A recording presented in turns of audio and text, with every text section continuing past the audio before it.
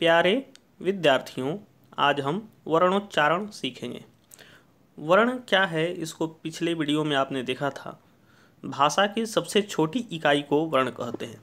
इन सभी वर्णों का उच्चारण मुख के विभिन्न स्थानों से होता है। इन स्थानों को उच्चारण स्थान कहते हैं।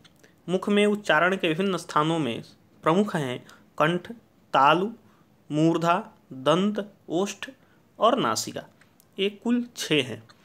फेफड़े से निकली हुई वायु मुख के इन स्थान विशेषों को मुख्य रूप से स्पर्श करती है और फिर सुनने में विभिन्न प्रकार के वर्ण आते हैं। इसीलिए इन स्थानों को वर्णोच्चारण स्थान कहते हैं।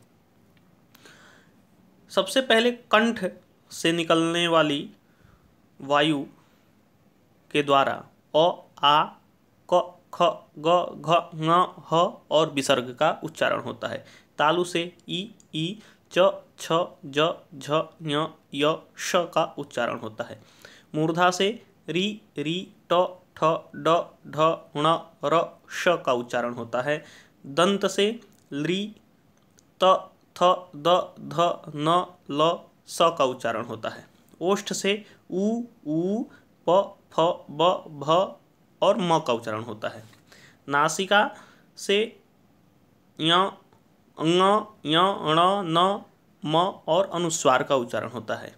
आपने देखा होगा कि ये सभी अपने अपने वर्ग के अंतिम वर्ण हैं। इन वर्णों का अपना उच्चारण स्थान भी है और नासिका भी है। जैसे ङ का कंठ भी उच्चारण स्थान है और नासिका भी है। य का तालु भी है और नासिका है। ण का मूर्धा भी है और नासिका भी है। न का दंत भी है और नासिका भी है। म का ओष्ठ भी है और नासिका भी है। और अनुस्वार का उच्चारण नासिका से केवल होता है। कंठ और तालु इन दो स्थानों से ए, ऐ, कंठ और ओष्ठ से ओ, औ और दंत और ओष्ठ से व का उच्चारण होता है। इस प्रकार विभिन्न स्वर और व्यंजन वर्णों के ये सभी उच्चारण स्थान हैं। आप स्वयं भी इनका उच्चारण करके इन वर्णों के उच्चारण को सीख सकते हैं। जैसे अगर आपको जानना है कि कौन सा वर्ण कहाँ से उच्चारित होता है तो उस वर्ण को थोड़ा जोर से बोलिए। जैसे क का अगर उच्चारण स्थान आपको स्वयं से जानना है तो क, आप देखेंगे कि कंठ पे ज़्यादा जोर पड़ रहा है बोलने में, इसलिए क का उच्चारण कंठ हो गया। जैसे प का उच्चारण है प, आप देख रहे हैं कि दोनों होठ मिलते हैं फिर खुलते हैं, तो इस प का उच्चारण स्थान ओष्ठ हो गया।